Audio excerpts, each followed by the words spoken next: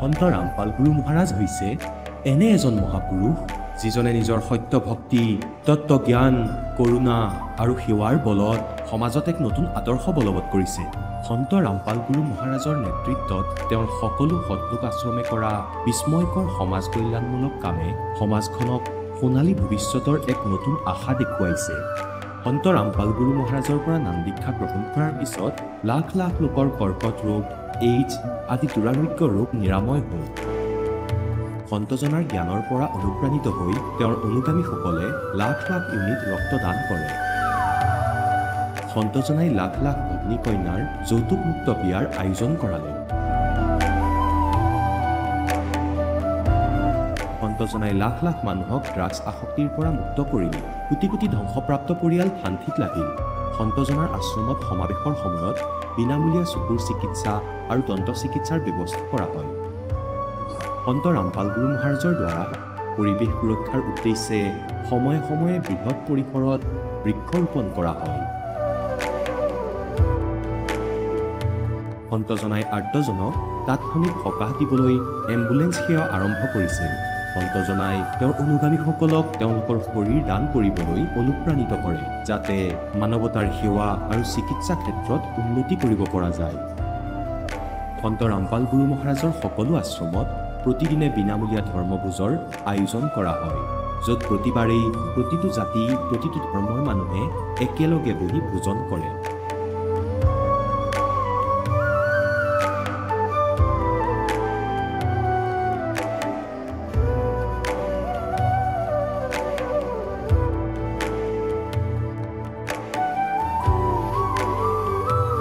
সন্ত ৰামপাল গুৰু মহাৰাজৰ আশ্ৰমত সহস্ৰাধিক বৃদ্ধ বৃদ্ধাই শ্ৰদ্ধা আৰু মৰমেৰে জীৱন যাপন কৰাৰ সুযোগ পায়। তেওঁলোকৰ থকা খোৱাৰ আৰু স্বাস্থ্যৰ সম্পূৰ্ণ দায়িত্ব সন্ত ৰামপাল গুৰু মহাৰাজে বহন কৰে। অনাথ শিশুৰ বাবে সন্ত ৰামপাল গুৰু মহাৰাজৰ সকলো আশ্ৰম বিশেষ বৰদানতকৈ কম নহয়, য'ত তেওঁলোকক শিক্ষা, সংস্কাৰ আৰু ভৱিষ্যতৰ বাবে উন্নত সুবিধা প্ৰদান কৰা হয়। বানপানী, ভূঁইকঁপ বা মহামাৰী যিয়েই নহওক, সন্ত ৰামপাল গুৰু মহাৰাজ আৰু তেওঁৰ অনুগামীসকল সদায় আৰ্তজনৰ বাবে আগৰণুৱা হৈ থাকে। কোভিড মহামাৰীৰ সময়ত সন্ত ৰামপাল গুৰু মহাৰাজৰ আশ্ৰমৰ পৰা কোটি কোটি লোকক খাদ্য, ঔষধ আৰু জীৱন ৰক্ষক সামগ্ৰী যোগান ধৰা হৈছিল। দুখীয়াক সকাহ কৰাই হওক বা যিকোনো শোষিত বা নিপীড়িত শ্ৰেণীৰ অধিকাৰ আৰু মৰ্যাদাৰ বাবে যুঁজ দিয়াই হওক, সন্ত ৰামপাল গুৰু মহাৰাজে সদায় তেওঁলোকৰ সকলো ন্যায্য দাবী চৰকাৰৰ ওচৰলৈ লৈ গৈছে আৰু তেওঁলোকক উপযুক্ত ন্যায় প্ৰদানৰ ক্ষেত্ৰত গুৰুত্বপূৰ্ণ ভূমিকা পালন কৰি আহিছে। সমাজত আধ্যাত্মিক আৰু সামাজিক মূল্যবোধৰ প্ৰতি সজাগতা অনাৰ প্ৰতিটো পদক্ষেপতে সন্ত ৰামপাল গুৰু মহাৰাজ মানৱতাৰ প্ৰকৃত সেৱক হিচাপে প্ৰমাণিত হৈছে। সন্ত ৰামপাল গুৰু মহাৰাজৰ জীৱনে আমাক শিকাইছে যে প্ৰকৃত সেৱা সেইটোহে যিটো নিস্বাৰ্থভাৱে কৰা হয়। আহক আমিও এই মহান সন্তজনৰ এই মহান সেৱাৰ কামত যোগ দিওঁ আৰু সন্ত ৰামপাল গুৰু মহাৰাজৰ পৰা নাম দীক্ষা লৈ আমাৰ জীৱন ধন্য কৰি তোলোঁ।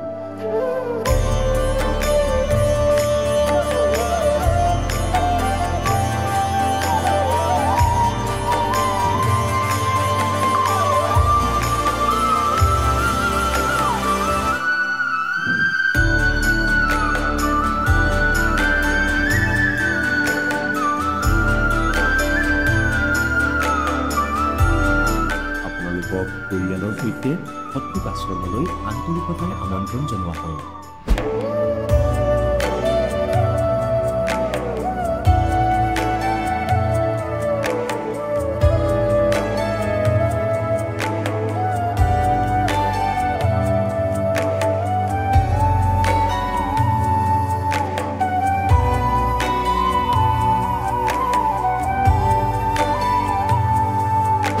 পবিত্ৰ শ্ৰীমদ ভাগৱত গীতা, পবিত্ৰ 4 বেদ, পবিত্ৰ কুৰাণ শ্বৰীফ, পবিত্ৰ বাইবেল, পবিত্ৰ গুৰু গ্ৰন্থ চাহিব আৰু কবীৰ চাহাবৰ পবিত্ৰ বাণীত লুকাই থকা গৃহ ৰহস্য অৰ্থাৎ তত্ত্বক জানিবলৈ অনুগ্ৰহ কৰি অৱশ্যেই শুনিব জগতগুৰু তত্ত্বদৰ্শী সন্ত ৰামপাল গুৰু মহাৰাজৰ মংগল প্ৰবচন।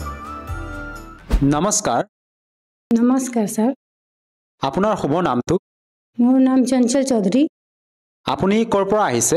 মই বালিপৰা, শোণিতপুৰ, অসমৰ পৰা আহিছোঁ। আপুনি সন্ত ৰামপাল গুৰু মহাৰাজৰ পৰা নাম দীক্ষা কেতিয়া লৈছিল? মই সন্ত ৰামপালজী মহাৰাজৰ পৰা 12 ফেব্ৰুৱাৰী 2024 লৈছোঁ। সন্ত ৰামপাল গুৰু মহাৰাজৰ পৰা নাম দীক্ষা লোৱাৰ আগতে আপুনি কেনেধৰণৰ ভক্তি সাধনা কৰিছিল? আমি সন্ত ৰামপালজী মহাৰাজৰ নাম দীক্ষা নোলোৱা আগতো এনে হিন্দু সমাজৰ যি দেৱী দেৱতা আমি ব্ৰহ্মা বিষ্ণু মহেশ দুৰ্গা পূজা আমি বেছি মানিছিলোঁ। আৰু সেই সাধনা আপুনি কেনেধৰণে কৰিছিল অলপ বুজাই কওকচোন। দুৰ্গা পূজাতো 10 দিন আমি ফাষ্টিং কৰোঁ, তাৰপিছত কলম কৰি পেলাই পূজা চূজা কৰোঁ, ঢেৰ মানিছিলোঁ তাত, সেইটো ডাঙৰ। আপুনি যিহেতু আপোনাৰ হিন্দু সমাজত প্ৰচলিত পৰম্পৰাগত ভক্তি সাধনা কৰি আছিল, তেনে ক্ষেত্ৰত আপুনি সন্ত ৰামপাল গুৰু মহাৰাজৰ শৰণলৈ কিয় আহিব লগা হ'ল? আমাৰ এইটো ডাঙৰ কথা, এইটো আমাৰ ভিন্দ আগতে লৈছিলে, দিল্লীত থাকে এইটো ভিন্দটো, দিল্লীত ভিন্দ লৈছিলে নামটো। তেতিয়া আমি যে মোৰ বাইদেউ ফোন কৰিছিলে, তেতিয়া কৈছে যে চাওঁ না ভিন্দই নামটো লৈ লৈছে সন্ত ৰামপালজী মহাৰাজৰ, আৰু মাছ মাংস একো আমাৰ বিজনেছটো মোৰ ভিন্দৰ ডিমৰ বিজনেছ আছিলে, সেইটো নকৰে, দোকান বন্ধ কৰি দিব কৈ আছে। এতিয়া পোৱালীবিলাকৰ পৰা আমি কৰিম, কষ্ট হৈ আছিলেতো, সেইকাৰণে আমিও ফোন কৰি পেলাই ভিন্দক ধমকি দিছিলোঁ যে আপুনি এইবিলাক নকৰিলে কেনেকুৱা পোৱালীহঁতক কেনেকুৱা পঢ়িব, কেনেকুৱা খাব, আপুনি কি কৰিলে? সেইটো একো নহয়, গুৰু ঢেৰ আছে ইণ্ডিয়াত, এনে ধংগী গুৰু আছে, আপুনি কিয় এনেকুৱা কৰিলে? তেতিয়া আমাক যে ফোন কাটি দিয়ে, নকৰে, আমি কৰিলেও ৰিং কৰিলেও নুঠায়, সেয়েহে নকৰোঁ, পলাই যায় ঘৰৰ পৰা। বাইদেউক কাজিয়া কৰে, সি পলাই যায়। তাৰপিছত এদিন গ'লোঁ দিল্লীত, তাৰপিছত তাত অৱতৰণ দিৱস আছিলে, তেতিয়া আমাক লৈ গ'লে। তেতিয়া আমাৰ দিদিও লৈ ল'লে, আমাৰ বাইদেউ এজনী আছিলে যে সিও লৈছে নাম, সিও জ্ঞান শুনি পেলাই লৈ ল'লে। তেতিয়া মোৰ বাইদেউক মই ক'লোঁ যে তয়ো লৈ ল'লি কিয়? এতিয়া কি কৰি খাই আছ তহঁতে? পৰমাত্মাই খুৱাব নহয় আমাক চিন্তা নাই, আমি ল'লোঁ, আমি সতলোক যাম, এনেকুৱা মোক কৈ আছে। মই ক'লোঁ কেনেকুৱা সতলোক যাবি? মই একো বুজা নাছিলোঁ।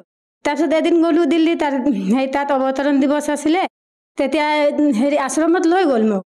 তেতিয়া লৈ গ'ল মোক, কেনেকুৱা লাগি আছে, আমি মন্দিৰত যাওঁতো আমি বেলেগ বেলেগ কেনেকুৱা পূজা কৰোঁ, আৰু তাত প্ৰথমবাৰ গ'লোঁ যে, তাৰপিছত মোক চাই পেলাই আৰু ভকতবিলাকে মোক আহি গ'লে বুজাবৰ কাৰণে, এনেকুৱা কথা তই লৈ ল, এনেকুৱা সেইটো এইটো ধৰ্ম নল'লে মক্ষ প্ৰাপ্ত নকৰিবি, কুকুৰ গাধা হৈ পেলাই ফুৰি থাকিবি।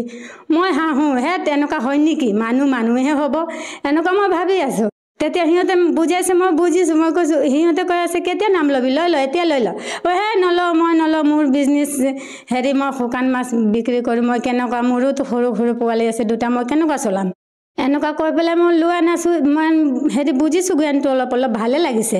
তাৰপিছত আহি গ'লোঁ অসমত, আকৌ এবাৰ 2-3 মাহ পিছত আকৌ গ'লোঁ। তাৰপিছত তাতো প্ৰকট দিৱস আছিলে। তাৰপিছত মোৰ ভিন্দই কৈছে, এটা বুক দিছে মোক, হিন্দু চাহেবান নেহি সমঝে গীতা বেদ পুৰাণ, এইটো বুক দিছে মোক, কৈছে পঢ়িবা, তাত গৈ পেলাই নিদিবা, আৰু অকল দোকানত গৈ বিজনেছ কৰি থাকা, সেইটো পঢ়িবা। তেতিয়া মই দোকানত লৈ গ'লোঁ, তাতে থ'লোঁ, টাইম পাছ এনে পঢ়িছোঁ। তেতিয়া ইমান জ্ঞান বুজি পেলাই একেবাৰে মই পঢ়াৰ লগে লগে, তাৰপিছত মই লাষ্টৰ পেজত ফোন নম্বৰ লিখা থাকে, মই ভিন্দকো ফোন নকৰিলোঁ।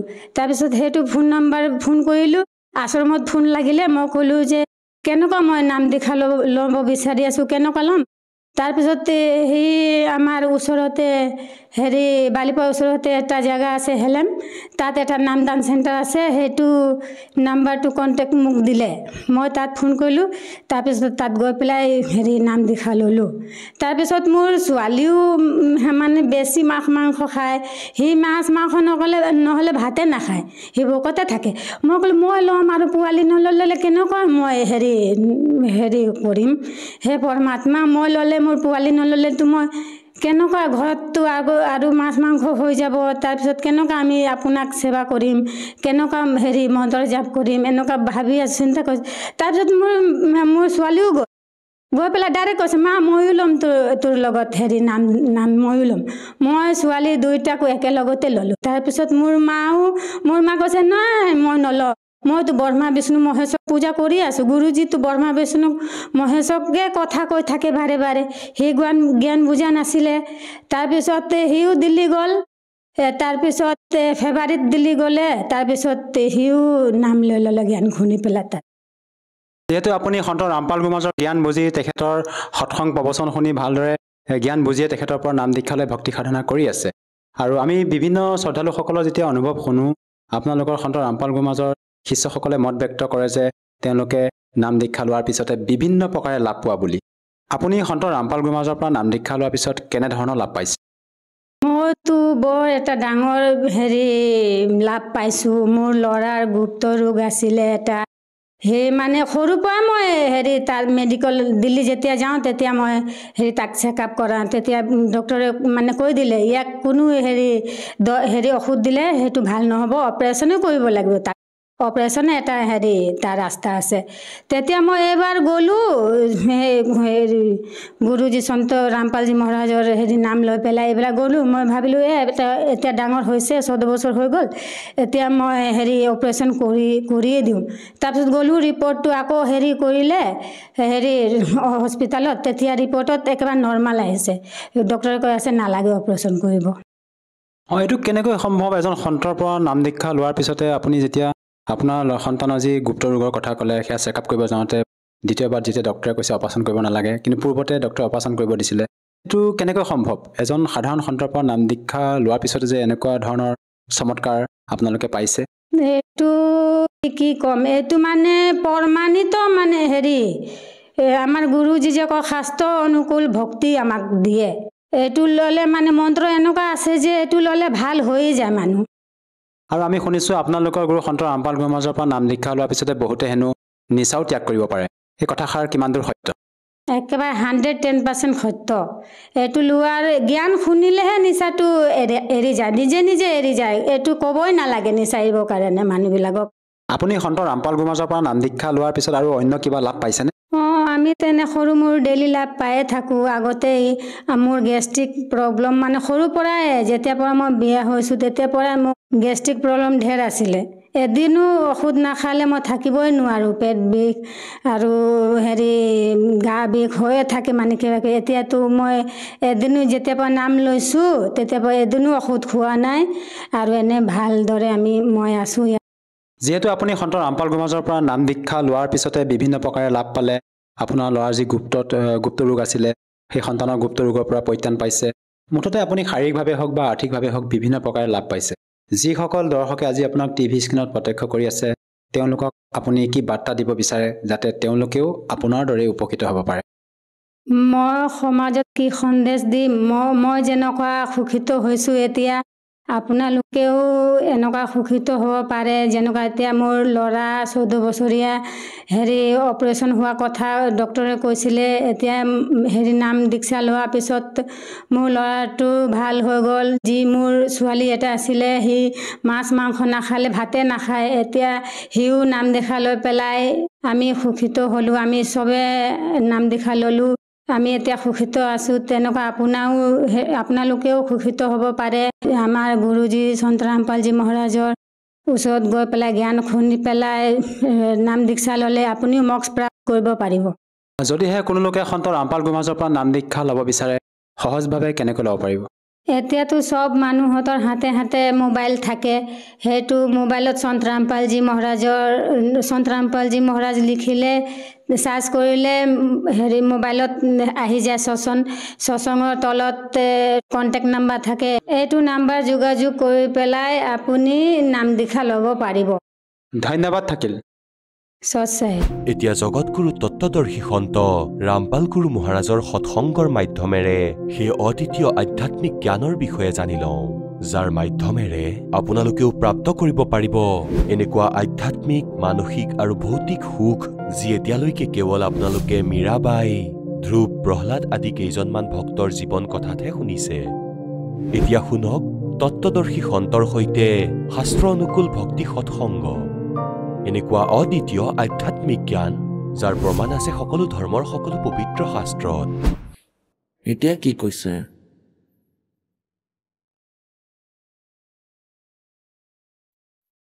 आज हमारे रंग संत समागम है रे,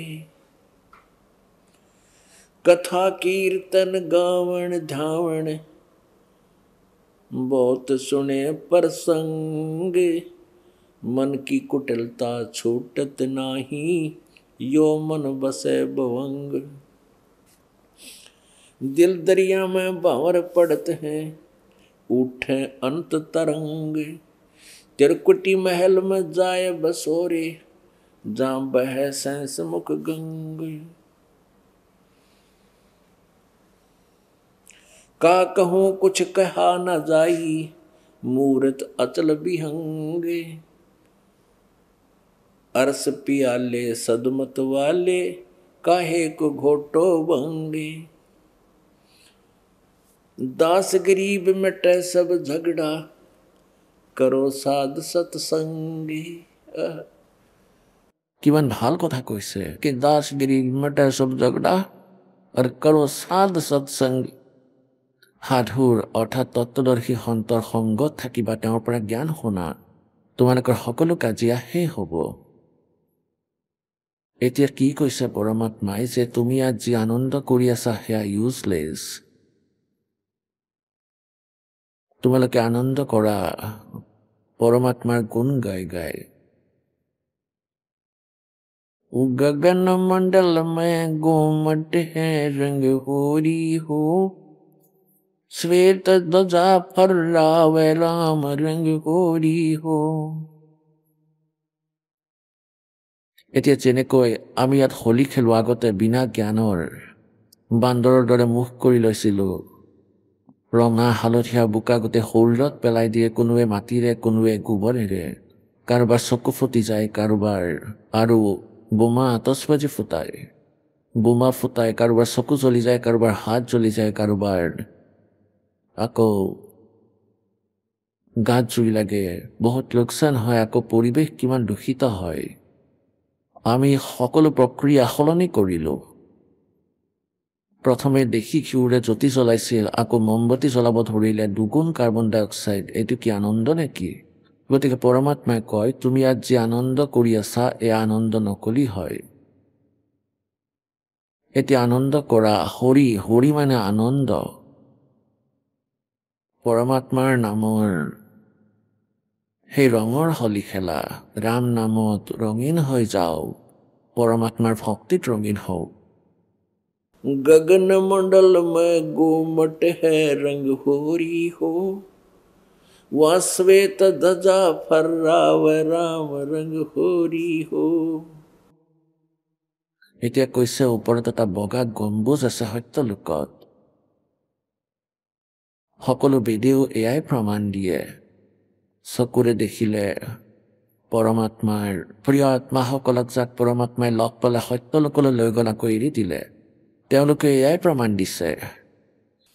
गगन मंडल में गोमट है रंग होरी हो, वहाँ श्वेत ध्वजा फहरावे राम रंग होरी हो। बुद्धि बानी से आगम है रंग होरी हो, सुरत नरत जहाँ लावे राम रंग होरी हो। नाभि कमल ब्रह्मा भय रंग होरी हो, ये सर्जे विष्णु महेश राम रंग होरी हो। यह त्रिगुण माया बिस्तरी रंग होरी हो, ये किया सकल परवेश राम रंग होरी हो। चंद सूरज पानी पवन रंग होरी हो, कच्छ मच्छ कूरम राम रंग होरी हो। ओम मंत्र आदि है रंग होरी हो, रचे सकल आरंभ राम रंग होरी हो। तीन गुणन पर ताकत है रंग होरी हो, पांच तत्व पर काश राम रंग होरी हो। सुर नर मुनि जन देवता रंग होरी हो, सावतरी और गौरी राम रंग होरी हो। लक्ष्मी विष्णु संग है रंग होरी हो, कमलापति में भंवर राम रंग होरी हो। ये किन्नर भूत पिशाच है रंग होरी हो, दान्य दंत अपार राम रंग होरी हो। राक्षस का रासा कहूँ रंग होरी हो, रचे सकल परिवार राम रंग होरी हो। गण गंधर्व ज्ञानी गुणी रंग होरी हो, ये चातुर्मूढ़ अनंत राम रंग होरी हो। ओम नाद अगाध है रंग होरी हो, अजब नवेला कंत राम रंग होरी हो। 184 जाति है रंग होरी हो, ये 4 खान के जीव राम रंग होरी हो। अंडरज जेरज उद बुदा रंग होरी हो, ये श्वेत खान रचि पीव राम रंग होरी हो। आत्म और परमात्मा रंग होरी हो, एक देही में 2 राम रंग होरी हो। सतगुरु मेला करत है रंग होरी हो, चलो अगमपुर धाम राम रंग होरी हो। मन मथुरा तन द्वार का रंग होरी हो, जहां बसे जगदीश राम रंग होरी हो। मल्ला गिर चंदन चरच रंग होरी हो, कस्तूरी निज गंध राम रंग होरी हो। अधर फुहारे छूटत है रंग होरी हो, यह बरसाना ब्रह्मरंद्र राम रंग होरी हो। ইয়াত বৰ্ষানাৰ ভিতৰত মথুৰাৰ ওচৰত বৃন্দাবনৰ পৰা বৰ্ষানা য'ত ৰাধা আছিল, এতিয়া কয় যে বৰ্ষানাৰ হোলী বৰ বেছি সুপ্ৰসিদ্ধ আৰু তাত বৰ্ষানাত মানুহবোৰে হোলী খেলিবলৈ যায়। পৰমাত্মাই কয় ব্ৰহ্মৰন্ধ্ৰ হৈছে আমাৰ বৰ্ষানা ব্ৰহ্মৰন্ধ্ৰ, য'ৰ পৰা আমি আকৌ আগলৈ খোজ দিম। আমি তাত গৈ সেই মালিকৰ লগত নিজৰ ব্ৰহ্মৰন্ধ্ৰত গৈ তাত হোলী খেলো। सतगुरु मेला करत है रंग होरी हो, चलो अगमपुर धाम राम रंग होरी हो। दिल ही अंदर द्वीप है रंग होरी हो, अगम भूमि स्थान राम रंग होरी हो। मूल कमल को बांध ले रंग होरी हो, पान अपानम जीत राम रंग होरी हो। 12 ऊपर दर्श है रंग होरी हो, दरो जान की धूप राम रंग होरी हो। गुदा कमल में मदन है रंग होरी हो, उल्टी नाल अपूठ राम रंग होरी हो। बंक नाल अमृत झरे रंग होरी हो, अमृत रस को घोंट राम रंग होरी हो। त्रिवेणी पर ताल है रंग होरी हो, वहाँ फूले कमल अनंत राम रंग होरी हो। मधुकर भौरा गूंज ही रंग होरी हो, जावा फाग बसंत राम रंग होरी हो। मल्ला गिर चंदन चरत रंग होरी हो, कस्तूरी निज गंध राम रंग होरी हो। अदर फुहारे छूटत है रंग होरी हो, बरसाना ब्रह्मरंद्र नाम रंग होरी हो। मन मथुरा तन द्वार का रंग होरी हो, जहां बसे कबीर जगदीश राम रंग होरी हो।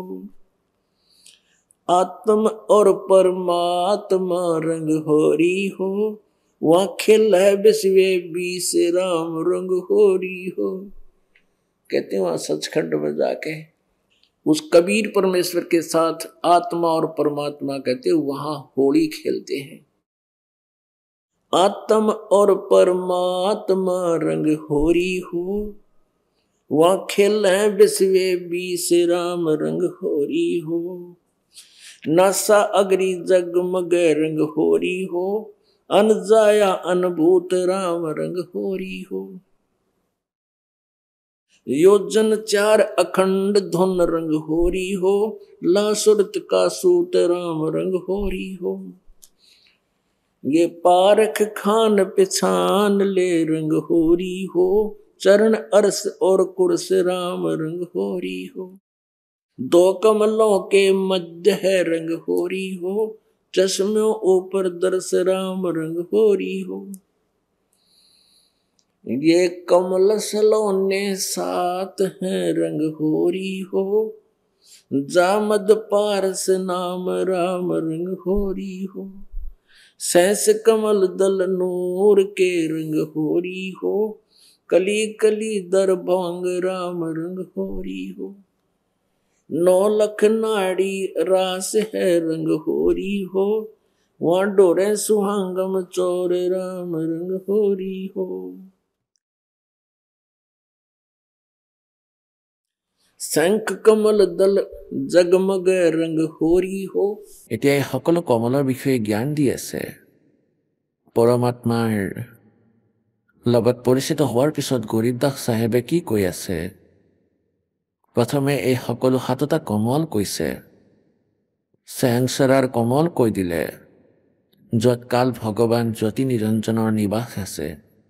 এতিয়া আগলৈ কৈছে, শংখ কমল দল জগমগ ৰংগ হৰি হো, নীল পদম শংখ কমল দল।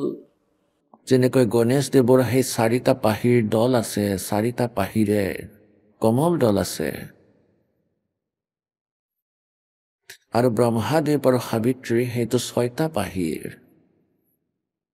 বিষ্ণু আৰু লক্ষীৰ সেইটো 8টা পাহিৰ, শিৱ পাৰ্বতীৰ 12টা পাহিৰ, দুৰ্গাৰ যি হয় সেইটো 16 পাহিৰ, আৰু ত্ৰিকোটিত 2টা পাহিৰ, আৰু 1000 পাহি থকা এইটো কাল ভগৱানৰ স্থান ঠিকনা কমল শৰীৰত আছে।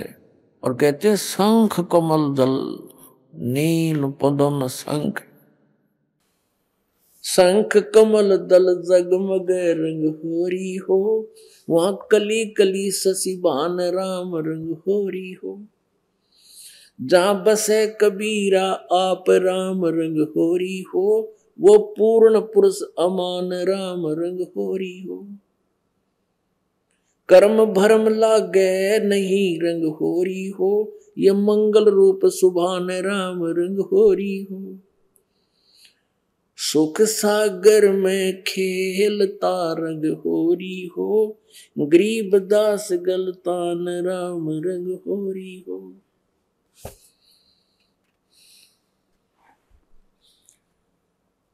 सुन सरोवर मनस हन रंग होरी हो,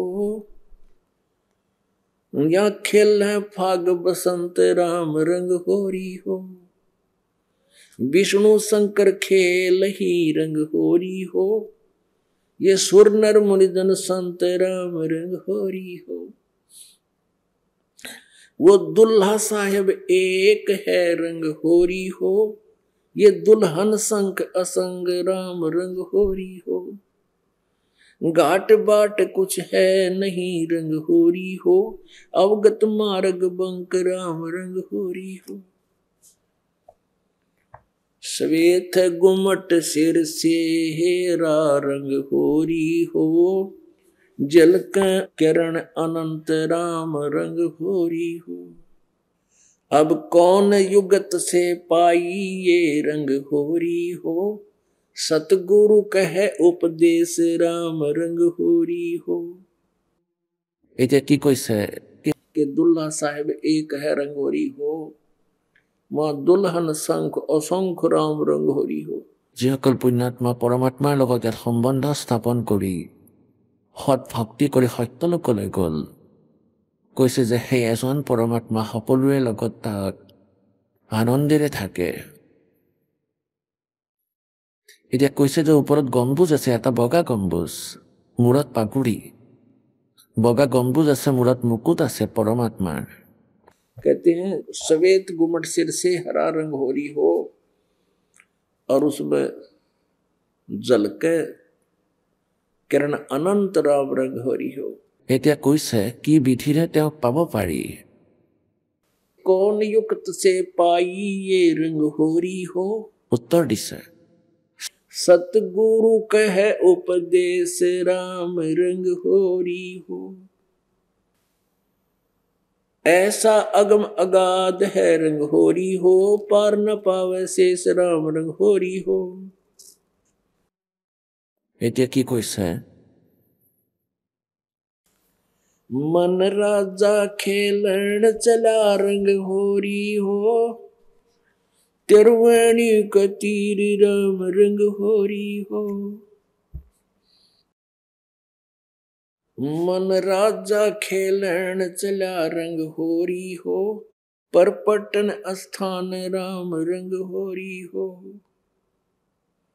चंद सूरज की गम नहीं रंग होरी हो जान नहीं जमी आसमान राम रंग होरी हो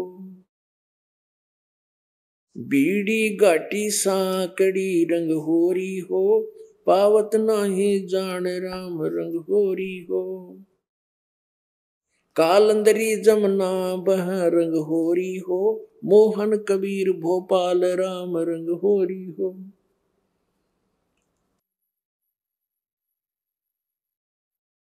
এতিয়া পুণ্যাত্মাসকল ইয়াৰ ভিতৰত বহুত গূঢ় ৰহস্য আছে পৰমাত্মাৰ মহিমা বহুত ভাল ধৰণেৰে গৰিবদাস চাহেবদেৱে লিখিছে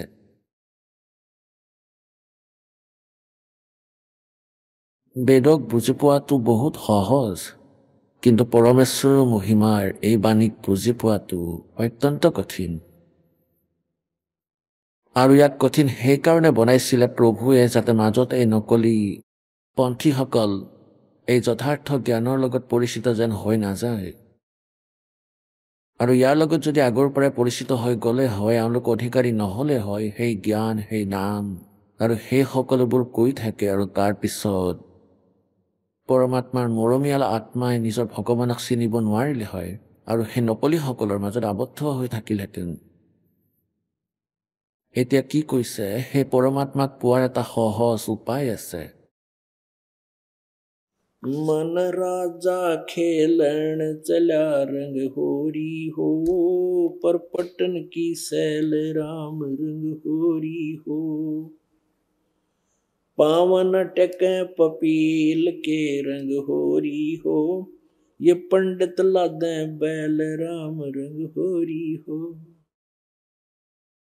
এতিয়া পুণ্যাত্মাসকল এই জ্ঞানৰ আৰু এই বেদৰ প্ৰমাণৰ কিয় আৱশ্যকতা হৈছে এইকাৰণে আৱশ্যকতা হৈছে যে আমি পৰমাত্মাক একেবাৰে পাহৰি পেলাইছো পৰমেশ্বৰৰ নাম ধাম সমাপ্ত কৰি দিলে কাল ভগৱানে অন্যথা চাৰিটা সাধাৰণ কথা আছে এই জ্ঞান হৈ যাওক যে মনুষ্য জীৱন কিয় পালে এই বিশ্বাস হৈ যাওক আপোনালোকৰ যে মনুষ্য জীৱন কেৱল পৰমাত্মাক পোৱাৰ বাবে আৰু ইয়াৰ আন কোনো ইউজ নাই নহ'লে জীৱ জন্তু চৰাই চিৰিকটিৰ দৰে আমি কৰ্ম কৰিলো হয়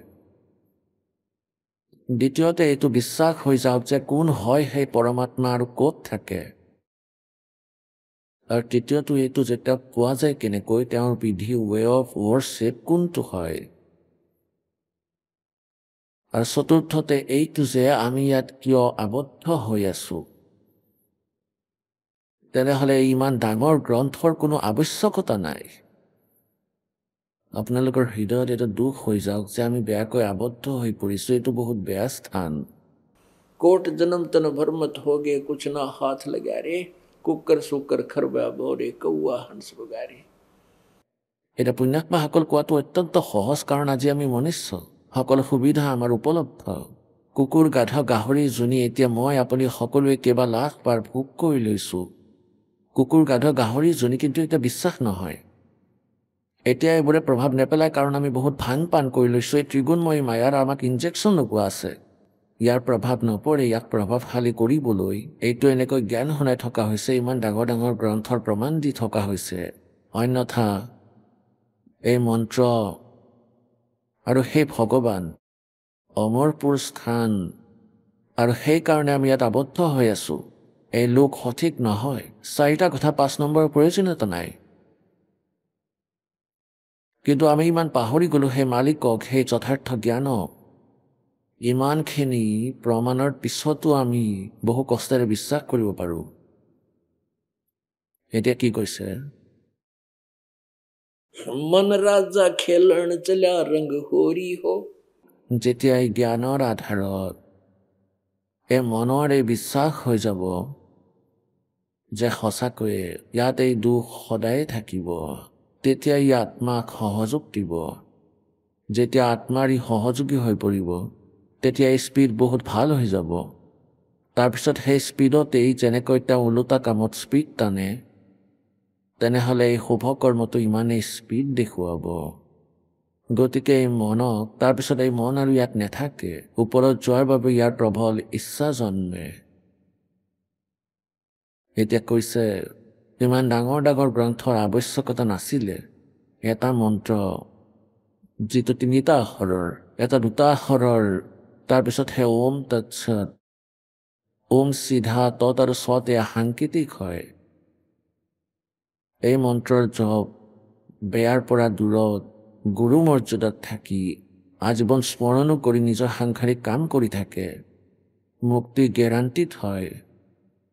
কিন্তু এতিয়া অসুবিধা কি, ইয়াত সকলোতকৈ আগতে কালে এয়া চেষ্টা কৰে যে গুৰুৰ প্ৰতি তেওঁৰ মনত ভুল ভাৱ সৃষ্টি হওক। যেতিয়া আপোনাৰ গুৰুৰ প্ৰতি ভুল ভাৱ সৃষ্টি হয়, তেতিয়াই আপোনাৰ ভগৱানৰ প্ৰতি আস্থা কমে। কাৰণ আপোনালোকে মানিব লাগে, ধৰি লওক যে মূলধন 100 টকা, তেতিয়া পৰমাত্মাৰ পৰা দূৰ হৈ যাব। তেতিয়া আপোনালোকৰ এই ভক্তিৰ ওপৰত ৰুচি নাথাকিব। আপোনালোকৰ ওপৰত এই বচনৰ প্ৰভাৱ পৰাটো বন্ধ হৈ যাব, যিটো আজি আপোনালোকৰ ওপৰত এটা বচনৰ প্ৰভাৱ পৰিছে।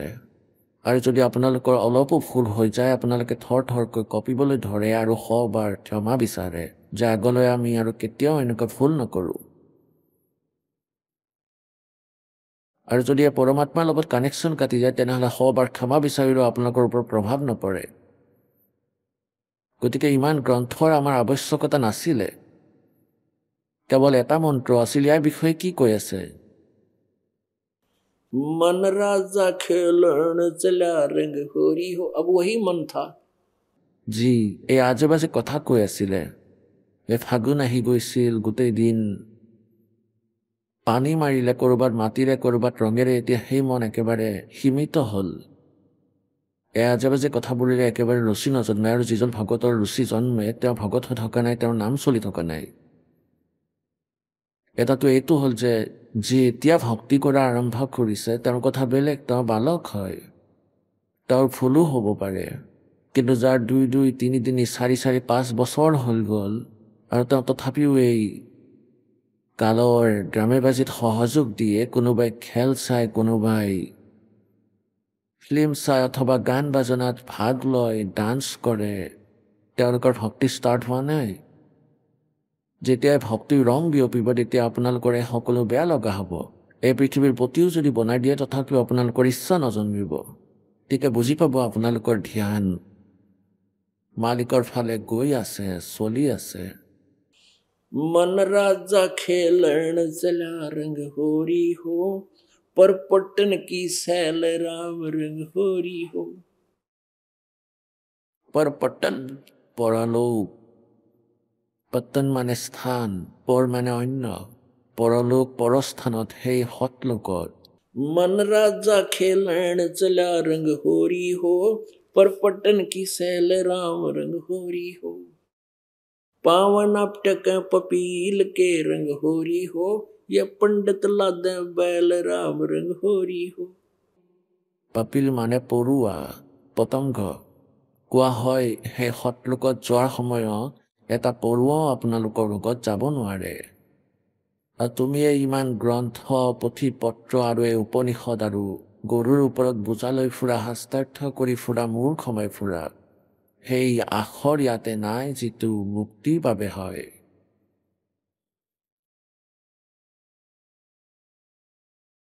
जावा महल कबीर का रंग होरी हो, राई न ठहराव राम रंग होरी हो। पानी पवन न संचर रंग होरी हो, चंद सूरज न जाव राम रंग होरी हो। 4 वेद पंडित पढ़ा रंग होरी हो, ये 52 अक्षर लेख राम रंग होरी हो। वो अक्षर याम नहीं रंग होरी हो, रहस्य के शीश राम रंग होरी हो। এতিয়া যিটো মুক্তি মন্ত্ৰ কোৱা হয় সেইটো বেদ বা আন কিতাপসমূহত নাই। उसके लिए परमात्मा कहते हैं सोहम शब्द हम जग में लाए। সেয়া তোমালোকৰ বেদ আৰু পুৰাণত নাছিলে, গীতা উপনিষদত নাছিলে। 4 वेद पंडित पढ़ा रंग होरी हो, ये 52 अक्षर लेख राम रंग होरी हो, वो अक्षर याम नहीं रंग होरी हो, वो रहस्य के शीश राम रंग होरी हो, कागज कलम कलेस है रंग होरी हो, स्याही का नहीं काम राम रंग होरी हो, देही माही विदेह है रंग होरी हो, बिन ही रसना नाम राम रंग होरी हो। এতিয়া কোনটো সেই তাৰংগ মন্ত্ৰ পাৰ কৰোৱা নাম? तारंग मंत्र लीजिए रंग होरी हो, ओम सोहम नाद राम रंग होरी हो। এতিয়া তৃতীয়টো সংকেতো দি দিওঁ। सुकृत नाम उचार है रंग होरी हो, या लीला अगम अगाध राम रंग होरी हो, ओम सोहम मध्य है रंग होरी हो, वो सुख समंत्र पावे राम रंग होरी हो। এইটোৱে সেই সৎ মন্ত্ৰৰ ফালে সংকেত দি আছে যিটো ওম তৎসতত যিটো তৃতীয় মন্ত্ৰ। निर्गुण पद निर्वाण है रंग होरी हो, सुरत नृत धुन लावे राम रंग होरी हो, ओम सोहम मध्य है रंग होरी हो, सुख समंत्र छाक राम रंग होरी हो, या मंत्र से पार होवे रंग होरी हो, और मंत्र कोटों लाख राम रंग होरी हो, ओम आनंदी लहर है रंग होरी हो, ये सोहम मुक्ता चंद राम रंग होरी हो। এতিয়া প্ৰত্যেক এটা এটা শব্দৰ আধা ৰিচা মানে আধা শাৰীৰ বেলেগ বেলেগ গুহ ৰহস্য আছে। ইয়াত কি কৈছে যে যি গীতাৰ অধ্যায় নম্বৰ 18 শ্লোক নম্বৰ 66 কৈছে कि सर्वधर्मान प्रीतज माम एकम शरणम वर्ज, अहम तवा सर्व पापे भ मोक्षामि मा तुच्छ। এতিয়া আমি কি কৰিছিলো? ওম নামৰ যি সাধনাৰ ভক্তিৰ যি উপাৰ্জন আছিলে তাৰ আমি ক'ত দুৰ্ব্যৱহাৰ কৰিছিলো? আমি ব্ৰহ্মলোকত গৈছিলো। আৰু ব্ৰহ্মলোক এয়া ধৰি লওক যে বহুত ডাঙৰ ধনাবাদ মানুহৰ হোটেল, আৰু তাতে সকলো ধৰণৰ আজে বাজে নচা গোৱা, সকলো ধৰণৰ বহুত বিভিন্ন প্ৰকাৰৰ যি কতো উপলব্ধ নাছিলে ব্ৰহ্মাণ্ডত, সেই আজে বাজে কামবোৰ ব্ৰহ্মলোকত হয়। আৰু তাতে বহু সময়লৈকে এই ওম নামৰ জপত বহু সময়লৈকে কেইবা হাজাৰ যুগলৈকে তাতে প্ৰাণীবোৰে আজে বাজে কাম কৰি থাকে, আনন্দ লৈ থাকে। আৰু যেতিয়া তেওঁলোকৰ জমাপুঞ্জী শেষ হৈ যায় তেতিয়া আকৌ গাধ বনাই এৰি দিয়ে কালে। এতিয়া কি কৈছে?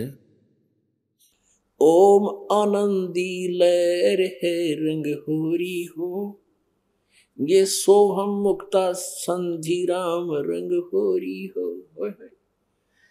যে যি সতনামৰ দ্বিতীয় মন্ত্ৰ আছে এয়া মুক্তি কৰাৰ সন্ধি। আৰু আকৌ কি কৈছে? এই সতনামৰ কিমান মূল্য এই দুটা মন্ত্ৰৰ, কাৰণ অকল ওম মন্ত্ৰৰ জপ কৰিলে ইয়াৰ অন্য ফল লাভ হয়। আৰু এইটো দুটা আখৰ হৈ সতনামৰ উৎপন্ন হয়, সতনামৰ সৃষ্টি হয়। ওম আৰু তৎ সাংকেতিক।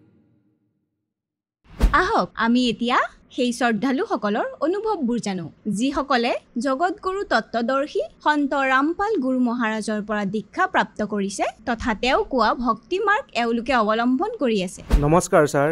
নমস্কাৰ ছাৰ। ছাৰ কি নাম আপোনাৰ? সত্যপ্ৰকাশ এক্কা। সত্যপ্ৰকাশ আপুনি ক'ৰ পৰা আহিছে? মই যশপুৰ জিলা কুনকুৰি ব্লক ছত্তীশগড়ৰ পৰা। সত্যপ্ৰকাশ আপুনি সন্ত ৰামপালদেৱ মহাৰাজৰ পৰা নাম দীক্ষা কেতিয়া ল'লে? হয় ছাৰ, মই সন্ত ৰামপালদেৱ মহাৰাজৰ পৰা 5 ছেপ্টেম্বৰ 2013ত নাম দীক্ষা লৈছিলোঁ। সন্ত ৰামপালদেৱ মহাৰাজৰ পৰা নাম দীক্ষা লোৱাৰ আগতে আপুনি কি ভক্তি সাধনা কৰিছিল? হয় ছাৰ, মই কৰিছিলোঁ, কাৰণ মই খ্ৰীষ্টান ধৰ্ম ইছাই ধৰ্মৰ সৈতে জড়িত আৰু মোৰ পূৰ্বপুৰুষ আৰু মা দেউতা সেই সাধনাই কৰিছিলে যীশু ঈশামসীৰ, আৰু সেয়া ময়ো ফ'ল' কৰিছিলোঁ। আৰু সৰুতে যেতিয়া মই বুজা হৈছিলোঁ তেতিয়া কৈছিলে যে এওঁৱেই ভগৱান, গতিকে মই বহুত ভালদৰে বিশ্বাসেৰে ভগৱানৰ ভক্তি কৰিছিলোঁ। এনেদৰে চলিছিলোঁ, চাৰ্চ গৈছিলোঁ, প্ৰাৰ্থনা কৰিছিলোঁ, সকলোৱেই কৰিছিলোঁ, কাৰণ মোক কৈছিলে যে এওঁৱেই ভগৱান, এওঁৰ দ্বাৰাই আমাৰ মুক্তি হ'ব, স্বৰ্গপ্ৰাপ্তি হ'ব। কিন্তু ছাৰ, এটা কথা মই বুজি পোৱা নাছিলোঁ, কিন্তু ভাবিছিলোঁ আমাৰ ইছাই ধৰ্মত এনেকুৱা আছিল যে নিচা কৰাটো ইমান বেছি প্ৰচলন আছিল যে, আৰু মাংস মদৰ, যে সৰু ল'ৰা ছোৱালী যেতিয়া ডাঙৰৰ মাজত যেতিয়া সৰু ল'ৰা ছোৱালী থাকে, ডাঙৰেতো খায়েই, মদ খায়, লগতে মাংসও খায়, উৎসৱ পাৰ্বণত আৰু বহুত কিবা কিবিত। কিন্তু সৰু ল'ৰা ছোৱালী যেতিয়া তাত উপস্থিত হয়, যেতিয়া সেই ল'ৰা ছোৱালীয়ে মদৰ গিলাচ ধৰে আৰু খাব খোজে, তেতিয়া ডাঙৰে বাধা দিয়ে। মাক দেউতাকে কয় যে নহয় পুত্ৰ, এয়া বিষ, মদ এনেদৰে নাখায়। কিন্তু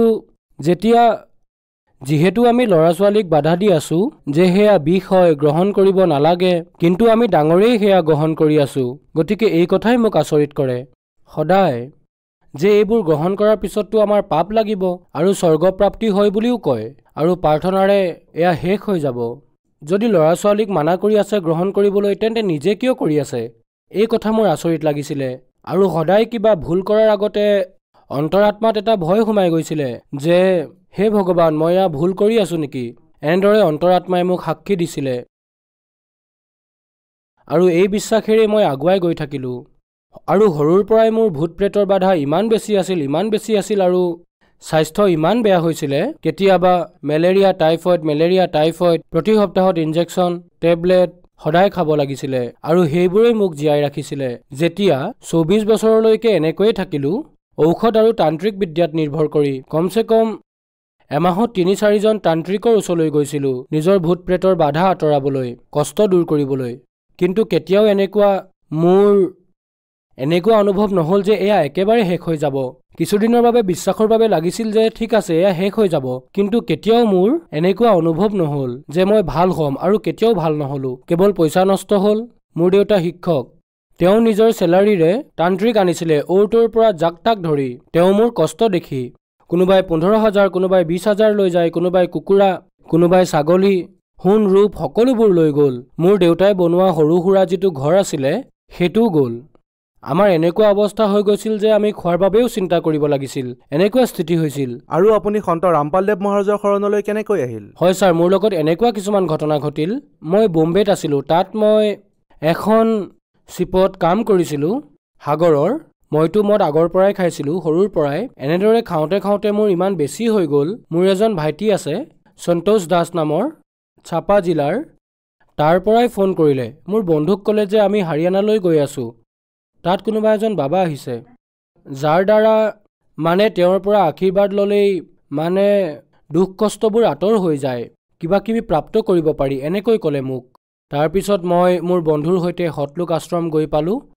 তাত আমি তাৰ ব্যৱস্থা দেখিলোঁ, বহুত ভাল আছিল। জ্ঞানটো মই সিমান বুজি নাপালোঁ, বাকী তাৰ সকলোবোৰ বস্তু ছিষ্টেমেটিকেলি আছিল। মোৰ ভূত প্ৰেতৰ বাধা আছিল। তালৈ গৈ মোৰ আচৰিত অনুভৱ হ'বলৈ ধৰিছিলে যে ইয়াতে পাখণ্ডবাদ হয় চাগে, এনেকুৱা। কিন্তু মই কষ্টৰ বাবে গৈছিলোঁ, মই ভাল হ'ম বুলি বিশ্বাস কৰি, আৰু ভগত ভায়ে ক'লে মোক মই ভাল হৈ যাম। সন্ত ৰামপালদেৱ মহাৰাজৰ পৰা আমি নাম দীক্ষা ল'লোঁ। তাত 3 দিনৰ বাবে সৎসংগ হৈছিলে ছাৰ। 2 দিনলৈকে ব্ৰহ্মা বিষ্ণু মহেশ্বৰ, গীতা, বেদ, কুৰাণ ইত্যাদিৰ পৰা সৎসংগ শুনাই আছিলে সন্ত ৰামপালদেৱ মহাৰাজে। কিন্তু মই একো বুজি পোৱা নাছিলোঁ, কাৰণ মই খ্ৰীষ্টান ধৰ্মৰ সৈতে জড়িত আছিলোঁ। গতিকে 3য় দিনা সন্ত ৰামপালদেৱ মহাৰাজে আমাক সৎসংগ শুনালে। সেইবাৰ বাইবেলৰ পৰা শুনালে। যেতিয়া বাইবেলৰ পৰা সৎসংগ শুনাই আছিলে, তেতিয়া মোৰ সকলো কথা মনত পৰিল যে সৃষ্টি উৎপত্তি কেনেকৈ হ'ল, বাইবেলত এনেকৈ লিখা আছে, আৰু এনেকৈ লিখা আছে কেইবা প্ৰকাৰে। তেতিয়া মোৰ সকলো কথা মনত পৰিল। বাইবেলতো লিখা আছে যে এদিন পিতা পৰমেশ্বৰে এই পৃথিৱীত আহিব আৰু তেওঁৰ ৰাজ্য স্থাপিত হ'ব। তেতিয়া মোৰ সেয়া মনত পৰিল যে এনেকৈ লিখা আছে আৰু যেতিয়া এইবোৰ দেখিলোঁ তেতিয়া তৎক্ষণাতে মোৰ মেমৰিত হঠাতে মনত পৰিল এনেদৰে আৰু মোৰ মনত পৰিবলৈ ধৰিলে আৰু ক'লে যে তোমাৰ লগত যি ঘটনা ঘটিছিল 2009ত মুম্বাইত কোঠালিৰ ভিতৰত সেই দৃশ্য মনত পেলোৱা। মই সেই ৰূপ হওঁ যিয়ে তোমাক দৰ্শন দিছিলোঁ, যি তোমাক কোৱা হৈছিল যে ভগৱান প্ৰকট হ'ব। তুমি যি মোৰ ৰূপ দেখিছিলা মই সেয়াই তোমাৰ সন্মুখত জীৱিত ৰূপত সৎসংগ শুনাই আছোঁ, মোক চিনি পোৱা। এনেকুৱা প্ৰেৰণা হ'ল আৰু আকৌ যেতিয়া পৰ্দাত আহি আছিলে তেতিয়া মই ধ্যান দিব ধৰিলোঁ, হয় সেইটো ৰূপেই যাক মই দেখিছিলোঁ স্পষ্ট ৰূপে। এই সন্ত ৰামপালদেৱ মহাৰাজৰ ৰূপ মই কোঠালিত দেখিছিলোঁ। নাম দীক্ষা লোৱাৰ আগতেই দৰ্শন হৈছিলে। আজি সেই কথাই কৈ আছে ভগৱানে যি কৈ আছিলে আৰু ইয়াততো জীৱিত অৱস্থাত আহি গৈছে। মানে মই সেই বাইবেলৰ কথা ভাবিলোঁ যে যি কোৱা হৈছিলে, গতিকে নিশ্চিতভাৱে বাইবেলৰ সেই বচন পূৰ্ণ হৈছে আৰু পৰমাত্মা যি হয় সদগুৰু সন্ত ৰামপালদেৱ মহাৰাজৰ ৰূপত আহিছে আৰু গুৰু ৰূপত বিৰাজমান হৈ গোটেই বিশ্বক আমাৰ সকলো জগত সংসাৰক জ্ঞান দি আছে। ছাৰ, সন্ত ৰামপালদেৱ মহাৰাজৰ পৰা নাম দীক্ষা লোৱাৰ পিছত আপুনি কি লাভ পালে? হয় ছাৰ, মই লাভ পাইছোঁ। মই আগতে বহুত বেমাৰত পৰিছিলোঁ, কেৱল ইনজেকশ্যন টেবলেট খাইছিলোঁ, তাৰ পৰা ৰেহাই পালোঁ আৰু ভূত প্ৰেতৰ যি বাধা আছিলে তেওঁৰ পৰা নাম দীক্ষা লৈ সন্ত ৰামপালদেৱ মহাৰাজৰ পৰা মই ইমান সকাহ পাইছোঁ যে আজিতো কালেতো কিজানি চুবতো নোৱাৰি, খুন্দা খাই আঁতৰ হৈ যায়। বাকী মই ইমানেই সন্তোষ পালোঁ মই ভালদৰে শুব পাৰোঁ আৰু ইমান সুখ শান্তি দিছে পৰমাত্মাই সন্ত ৰামপালদেৱ মহাৰাজে যে তাক বৰ্ণনা কৰি শেষ কৰিব নোৱাৰি। ছাৰ, দেখা গৈছে যে সন্ত ৰামপালদেৱ মহাৰাজে আধ্যাত্মিক জ্ঞানৰ ক্ৰান্তি আনিছে আৰু বহুত শ্ৰদ্ধালু সন্ত ৰামপালদেৱ মহাৰাজৰ সৈতে জড়িত হ'ব ধৰিছে। আৰু আন ধৰ্ম যেনেকৈ খ্ৰীষ্টান ধৰ্ম, মুছলিম ধৰ্মৰ মানুহে সন্ত ৰামপালদেৱ মহাৰাজৰ সৈতে জড়িত হ'ব ধৰিছে। আৰু আপুনি কৈছে যে আপুনি খ্ৰীষ্টান ধৰ্মৰ আছিল আৰু আপুনি সন্ত ৰামপালদেৱ মহাৰাজৰ পৰা নাম দীক্ষা ল'লে। তেন্তে সন্ত ৰামপালদেৱ মহাৰাজৰ পৰা নাম দীক্ষা লোৱাৰ পিছত আপুনি হিন্দু হ'ল নেকি? তেওঁ কনভাৰ্ট কৰি হিন্দু কৰি আছে নেকি? নহয় ছাৰ, এই সকলোবোৰ মিছা কথা। কাকো হিন্দু কৰাৰ অৰ্থাৎ পৰিৱৰ্তন কৰা নাই সন্ত ৰামপালদেৱ মহাৰাজে। তেওঁতো কয় জীৱ হামাৰি জাতি হে মানৱ ধৰ্ম হামাৰা, হিন্দু মুছলিম শিখ ইছাই ধৰ্ম নাহি হে কৈ নিয়াৰা। ইয়াত সকলো যিবোৰ জাতি ধৰ্ম আছে সেই সকলোবোৰ ইয়াৰ লগতেই জড়িত। আৰু আপোনালোকে সৎসংগ শুনি শাস্ত্ৰ অনুসাৰে যি সন্ত ৰামপালদেৱ মহাৰাজে কৈ আছে যে আপোনালোকে বুজিবলৈ আপোনাৰ গ্ৰন্থই আধাৰ, গতিকে মোৰ বাবে সেই বাইবেলেই আধাৰ হ'ল। আৰু যেতিয়া সন্ত ৰামপালদেৱে খুলি দেখুৱাই আছিল তেতিয়া মই বুজি পালোঁ। আৰু সেইখিনিয়ে আমাৰ খ্ৰীষ্টান ধৰ্মৰ ফাদাৰ গুৰুৱেও কয় যে কোনোবা এটা পাঠ উলিয়াই লৈ মোৰ খুৰা দিওঁ। তেওঁতো নিজেই ফাদাৰ হয়, কিন্তু তেওঁ ক'ৰবাৰ পৰা লৈ আহে আৰু তাৰ অৰ্থও ক'ব নোৱাৰে আৰু নিজৰ দন্ত কথা শুনাই দিয়ে যে মই তাত পঢ়া শুনা কৰিছিলোঁ, মই ইয়াতে এনেকুৱা কৰিলোঁ, তাতে বহুত ভাল এনেকুৱা হৈছিলে, বছ ইমানখিনিয়ে কয় আৰু কয় আপোনালোকে প্ৰাৰ্থনা কৰক, বিশ্বাস ৰাখক, বছ ইমানখিনি কৈ এৰি দিয়ে। আৰু কেতিয়াও এইটো কথা নকয় যে আপোনালোকে মদ খোৱা বাদ দিয়ক, জীৱ হত্যা বাদ দিয়ক, মাংস মদ এৰক, যাৰ বাবে আপোনালোকৰ আহিবলগীয়া পিঢ়ি ল'ৰা ছোৱালীৰ দুৰ্গতি হ'ব। এই বাৰ্তা কেতিয়াও নিদিয়ে ছাৰ, মই কেতিয়াও ফাদাৰৰ মুখেৰে শুনা নাই। আমাৰ ধৰ্মগুৰু ইছাই ধৰ্মৰ কয় যে পৰমাত্মা পিতা পৰমেশ্বৰ নিৰাকাৰ হয় আৰু যি বাইবেলত লিখা আছে যে খ্ৰীষ্টিয়ানসকলৰ গ্ৰন্থত অধ্যায় 22 বচন পদ 13 পৰা 14 ভিতৰত লিখা আছে যদি তুমি মাংস খোৱা, হত্যা কৰা, মদ মাংস ইত্যাদি খোৱা, তেওঁলোকক কৈছে পিতা পৰমেশ্বৰে স্পষ্ট শপত গ্ৰহণ কৰিছে যে তেওঁলোকৰ স্বৰ্গৰ প্ৰাপ্তি নহ'ব। গতিকে ইয়াৰ পৰা স্পষ্ট হ'ল এনেকুৱা কৰ্ম কৰাসকলে স্বৰ্গৰ প্ৰাপ্তি নকৰে। আৰু সন্ত ৰামপালদেৱ মহাৰাজে যি কৈ আছে সেয়া শাস্ত্ৰ অনুসাৰে হয়, যাৰ দ্বাৰা সকলোৱে স্বৰ্গ প্ৰাপ্তি কৰিব পাৰে। আৰু যি আজি মই মানি আছোঁ, মানুহে কয় মই হিন্দু ধৰ্মলৈ পৰিৱৰ্তন কৰিলোঁ, মিছা কথা। সন্ত ৰামপালদেৱ মহাৰাজে ধৰ্ম পৰিৱৰ্তন কৰাই থকা নাই। মই আমাৰ ইছাই ধৰ্মকেই মই আজি মানি আছোঁ, সেই ধৰ্ম গ্ৰন্থকেই মই লৈ আধাৰ কৰি চলি আছোঁ। মই কেৱল তাতে লিখা বেয়াখিনিহে আৰু আমাৰ সমাজত যি বেয়া শিকোৱা হৈছে সেইবোৰ এৰি বাদ দি মই এক শাস্ত্ৰ অনুকূল আৰু সত্যতাৰ ৰাস্তাত চলি আছোঁ আৰু ভক্তি কৰি আছোঁ। আগতে ছাৰ মই বাইবেলৰ বিৰুদ্ধে চলি আছিলোঁ, পৰম্পৰা কৰি আছিলোঁ, খোৱা লোৱা সকলোবোৰ।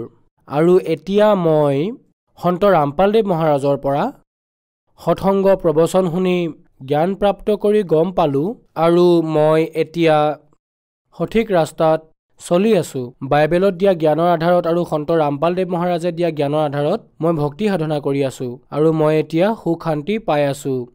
ছাৰ, আপুনি বহুত ডাঙৰ প্ৰশ্ন উত্থাপন কৰিছে যে যিসকলে মাংস খায় তেওঁলোকে স্বৰ্গলৈ যাব নোৱাৰে। তথাপিও এনেকুৱা হৈ আছে যে মানুহে মদ খাই আছে, মাংস খাই আছে।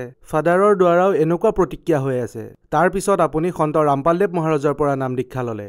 গতিকে যিসকল দৰ্শকে আপোনাক আজি চাই আছে, যিসকল বিশেষকৈ খ্ৰীষ্টান, ইছাই, তেওঁলোকক আপুনি কি ক'ব?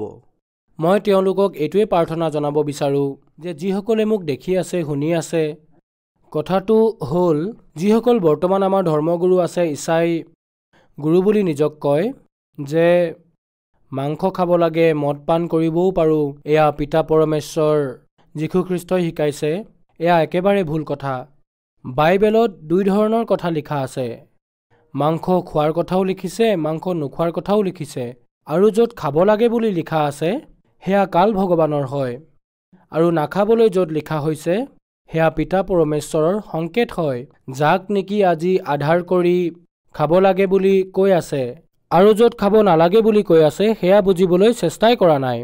বাইবেলত লিখা আছে, ঈশা মছিহেও কৈছিলে, মই তোমালোক সকলোকে সঁচা কথা ক'ব বিচাৰিছোঁ, কিন্তু তোমালোকে এতিয়া সেয়া সহিব নোৱাৰিবা, কিয়নো এই সংসাৰত যিজনে নায়ক হৈ আহিছিলে, মই নায়ক হৈ আহিছিলোঁ, সেই নায়ককেই এতিয়া দোষী বুলি কৈছে। ঈশা মছিহে কৈছিলে, সন্তক নায়ক বুলি কৈছিলে, কাৰণ তেওঁ পৰমাত্মাৰ বিষয়ে সঁচাটো ক'ব বিচাৰিছিলে, কিন্তু তেওঁক দোষী বুলিয়েই সাব্যস্ত কৰা হৈছিলে। সেইবাবেই তেওঁ কৈছিলে নায়কক দোষী বুলি সাব্যস্ত কৰিছে। গতিকে মই এতিয়া ইয়াৰ পৰা যাব লাগিব। মই যোৱাৰ পিছত আৰু মই ইয়াৰ পৰা যোৱাৰ পিছত যিজন সত্য আত্মা আহিব, তেওঁ এই পূৰ্ণ সত্যলৈ লৈ যাব আৰু সকলোকে সমগ্ৰ বিশ্বক কল্যাণ কৰাব। তেওঁৱেই আজি এই সংসাৰত জগতগুৰু সন্ত ৰামপালদেৱ মহাৰাজৰ ৰূপত প্ৰকট হৈছে, আৰু তেওঁৱেই হৈছে পূৰ্ণ গুৰু আৰু তেওঁৱেই পূৰ্ণ স্বয়ম্ভু। তেওঁৰ দ্বাৰাই সমগ্ৰ সংসাৰৰ কল্যাণ হ'ব।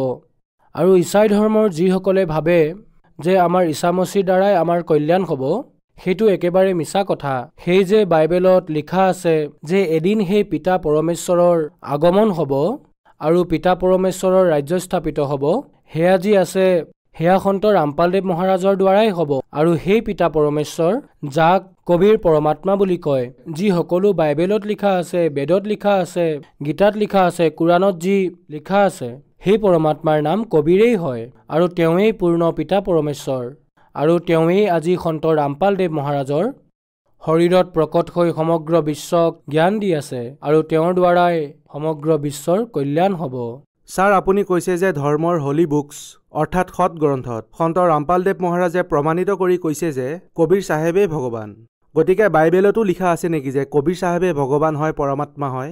হয় ছাৰ, অৰ্থডক্স জইচ বাইবেলত অধ্যায় 35, 36, 37 বচন নম্বৰ আয়ুব গ্ৰন্থৰ বচন নম্বৰ 5 আজি বৰ্তমানত যি আছে তাতে কেৱল সৰ্বশক্তিমান বুলি লিখিছে, আৰু তাতে স্পষ্ট কৰি দিছে যে সেই সৰ্বশক্তিমান পিতা পৰমেশ্বৰ কবিৰ হয়। কবিৰ লিখা আছে, আমি দেখিছোঁ, পঢ়িছোঁ সেয়া। ছাৰ, সন্ত ৰামপালদেৱ মহাৰাজৰ পৰা নাম দীক্ষা কেনেকৈ ল'ব পাৰি? হয়, সন্ত ৰামপালদেৱ মহাৰাজৰ পৰা নাম দীক্ষা আজি টিভিৰ মাধ্যমেৰে, য'ত সন্ত ৰামপালদেৱ মহাৰাজৰ সৎসংগ প্ৰবচন চেনেলত ৰাতিপুৱা গধূলি আহে, তাত তলত হালধীয়া শাৰী আহে, তাত মোবাইল নম্বৰ আশ্ৰমৰ, সতলোক আশ্ৰমৰ দিয়া হয়, যি নম্বৰক ডায়েল কৰি যোগাযোগ কৰি তাৰ পৰা নাম দীক্ষা লোৱাৰ আধাৰ বনাব পাৰে। সন্ত ৰামপালদেৱ মহাৰাজৰ দ্বাৰা লিখা কিতাপ জ্ঞান গংগা, জীৱনৰ সুগম পথ, গীতা তোমাৰ জ্ঞান অমৃত পঢ়ি সেইখনতো নিজৰ সৎগ্ৰন্থক জনাৰ আধাৰ আছে। সকলো ধৰ্মগ্ৰন্থৰ সাৰমৰ্ম দিয়া আছে। তাৰ পৰাও বুজি লৈ আৰু মোবাইল নাম্বাৰ ডায়েল কৰি আধাৰ বনাই নাম দীক্ষা ল'ব পাৰে। ধন্যবাদ ছাৰ। নমস্কাৰ ছাৰ।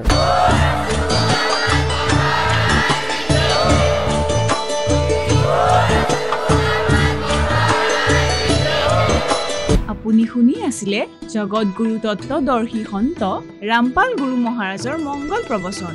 অধিক জানিবৰ বাবে ভিজিট কৰক www.jagatgururampalji.org। সন্ত ৰামপাল গুৰু মহাৰাজৰ শুভ আশীৰ্বাদত সমগ্ৰ বিশ্বতে 500তকৈ অধিক নাম দীক্ষা কেন্দ্ৰ আছে য'ত সন্ত ৰামপাল গুৰু মহাৰাজৰ দ্বাৰা বিনামূলীয়াকৈ নাম দীক্ষা দি থকা হৈছে আপোনাৰ ওচৰৰ নাম দীক্ষা কেন্দ্ৰৰ ঠিকনা জানিবলৈ সম্পৰ্ক কৰক 7082208528